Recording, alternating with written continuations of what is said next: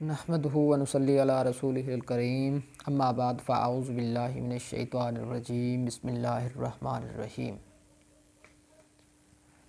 YouTube की दुनिया के तमाम दोस्तों को हकीम एस बासर का एक मरतबा फिर सलाम कबूल हो। आज बंदा नाचीज़ आप लोगों के लिए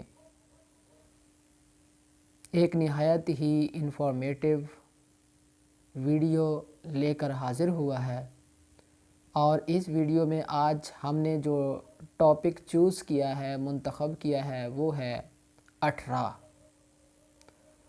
तो नाज़रीन, आज की इस वीडियो में हम बात करेंगे कि 18 का मर्ज़ क्या होता है, क्या प्रेगनेंसी का ज़ाया हो जाना भी 18 के ज़िम्रा में आता है, 18 के असबाब क्या हैं मर्दों में और औरतों में,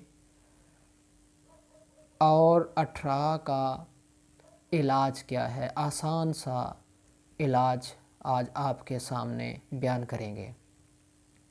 तो नाज़रीन, वीडियो को आगे बढ़ाने से पहले हम आपको याद दिला दें कि अगर आपने अब तक हमारा चैनल सब्सक्राइब नहीं किया तो इसको सब्सक्राइब ज़रूर कर लें और बेल आइकन को ज़रूर दबा लें ताकि इसके बाद की आने वाली वीडियोस भी आप तक आसानी से पहुंच सकें और आप अपने पसंदीदा टॉपिक्स, दिलचस्प मालूमात और ख़तरनाक अमराज के बारे में जान सकें, उनके असबाब, वजूहात, उनके अलामात और उनका इलाज जान सकें और अपनी ज़िंदगी में मौजूद तकालीफ़ को अपने आप से दूर हटा सकें। तो चले नाज़रीन, बात करते हैं आज कि 18 का मर्ज़ क्या है। नाज़रीन, 18 दरअसल एक ऐसी बीमारी है जिसमें बच्चे पैदा होते ही या पैदा होने के 8 साल बाद तक, 8 साल के अंदर बीचों बीच फौत हो जाते हैं। अक्सर लोग इसको आसेबी मर्ज़ ख़याल करते हैं कि ये एक आसेबी मर्ज़ है, बल्कि देखने में ये भी आया है कि बहुत से पढ़े लिखे इंजीनियर, प्रिंसिपल, लेक्चरर, प्रोफेसर, पढ़े लिखे लोग भी इसको आसेब करार देते हैं और झाड़ फूंक, तावीज़ धागा पर ज़्यादा भरोसा रखते हैं। उनकी खिदमत में अर्ज़ करता चलूँ कि इस वीडियो को गौर से देखें, सुनें और समझें। मैं अर्ज़ कर रहा था कि 18 के मर्ज़ में बच्चे 8 साल की उम्र में या इससे पहले फौत हो जाते हैं। नाज़रीन, इस मर्ज़ का अंदाज़ा शुरू से नहीं होता, बल्कि जब 1, 2, 3 मुसलसल बच्चे फौत होते जाते हैं तो फिर औरतों को इसका अंदाज़ा होता है, तो वो परेशान हो जाते हैं और इसलिए परेशान हो जाती हैं कि इसका बिल्कुल भी कोई इलाज नहीं है, जबकि ऐसा नहीं है।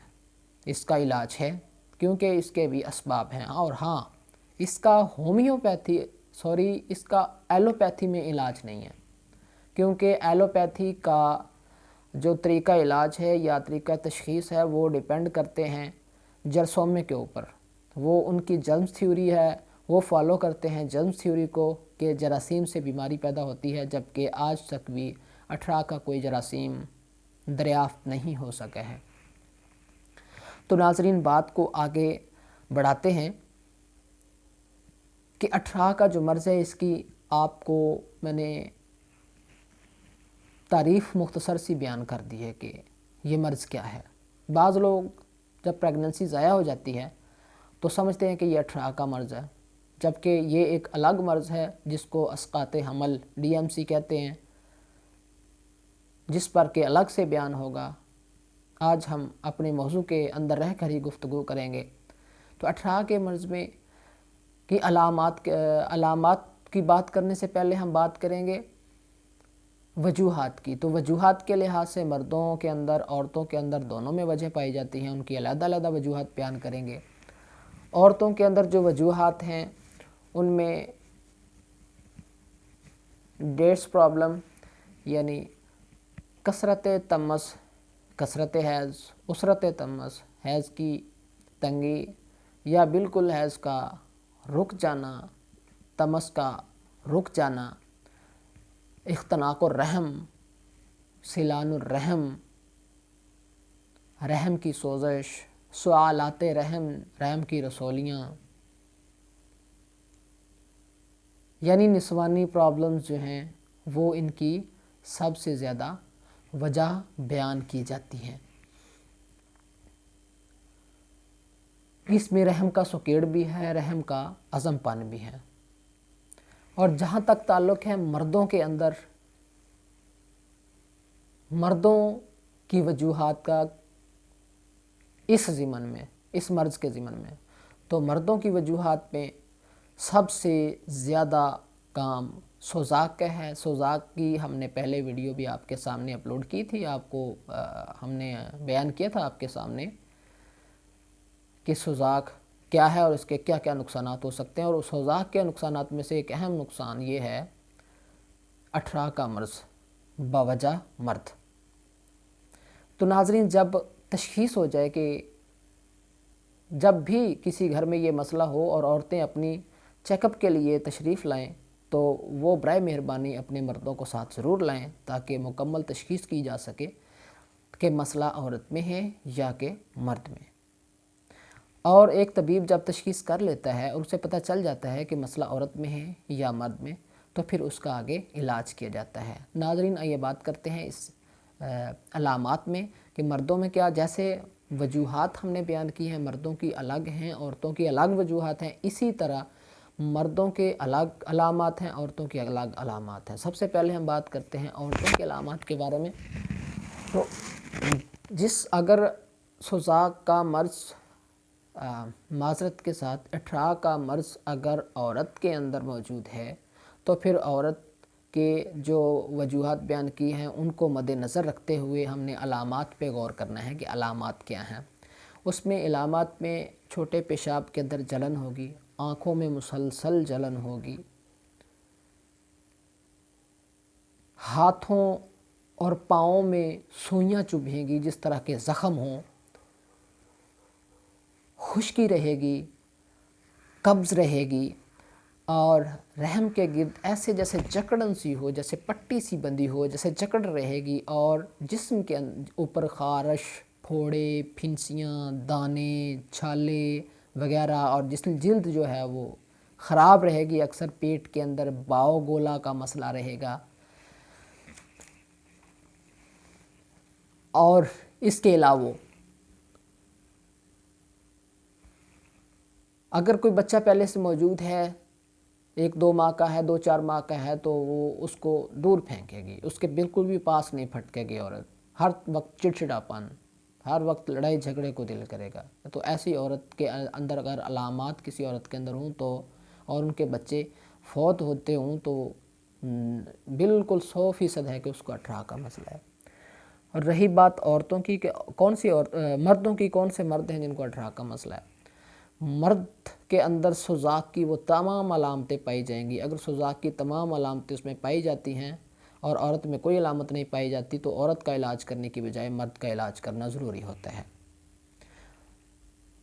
تو ناظرین، جب ہمیں پتہ چل جائے کہ اٹھرا کا مرض ہے اور پھر دونوں میاں بیوی کے چیک اپ کرنے کے بعد پتہ چلے کہ مرض جو ہے وہ میاں میں ہے یا بیوی میں، تشخیص ہو جائے تو اس کے بعد پھر علاج شروع کیا جاتا ہے۔ اور علاج انتہائی آسان سا میں آپ کو بتا دیتا ہوں۔ آپ نے 2 چیزیں لینی ہیں، آپ نے صرف 2 چیزیں لینی ہیں۔ ایک سرما اسمد سیاہ، سرما سیاہ، اور دوسرا چھلکا ریٹھا۔ اسمد سیاہ اور چھلکا ریٹھا برابر وزن لے کر صفوف بنا کر مونگ کے دانہ کے برابر گولیاں بنا لینی ہیں۔ کس کے؟ مونگ کے دانہ کے برابر گولیاں بنا لے صبح دوپہر شام ایک ایک گولی نیم گرم دودھ کے ساتھ مریض کو کھلانی ہے، اور یاد رہے اس کے ساتھ مشہور نسخہ جات اکسیر بادیان اور اکسیر ورم، یہ 2 ساتھ ملا کر کھلانے ہیں 3 ٹائم۔ اور یہ آپ اس کا نتیجہ دیکھیں، اس کا کرشمہ دیکھیں ان 3 چیزوں کے کمبینیشن کا، 3 نسخہ جات کا، کہ مریض جو ہے وہ بالکل تندرست ہو جائے گا 1-2 ماہ میں۔ اور اس کا طریقہ یہ ہے کہ جب آپ اس کو مریض کو شروع کریں، اس کو کھلانا شروع کریں مریض کو، اور مریض جو ہے آپ کو محسوس ہو کہ مریض بہتری کی طرف آ رہا ہے، تو پھر آپ نے کیا کرنا ہے کہ جب پریگنینسی ہو جائے اس کو جاری رکھنا ہے، جب اس کو مسلسل جاری رکھنا ہے، پیدائش ہو جائے تب بھی جاری رکھنا ہے، جب تک بچہ دودھ پیتا رہے تب تک اس کو جاری رکھنا ہے، اور جب بچے کا دودھ چھڑا دیا جائے تو وہ میڈیسن دوائی بھی چھڑا دی جائے اگر مسئلہ عورت میں ہے، اور اگر مسئلہ مرد میں ہے تو 2 ماہ کا کم و بیش یا 3 ماہ کا کورس جو ہے وہ اس کو کر لیا جائے، اور اس کے بعد جو ہے وہ انٹر کورس اور مجامعت کی جائے، تو انشاءاللہ اللہ کے فضل و کرم سے جو اولاد پیدا ہوگی اس کو وہ 18 سے متاثر شدہ اولاد نہیں ہوگی۔ تو ناظرین، میں امید کرتا ہوں کہ آج کی یہ ویڈیو آپ کو بہت پسند آئی ہوگی، آپ کے لیے بہت مفید ہوگی۔ انشاءاللہ اس نئی ویڈیو کے ساتھ ایک مرتبہ پھر سے آپ کی خدمت میں حاضری دیں گے، تب تک کے لیے اجازت چاہتے ہیں۔ اللہ حافظ۔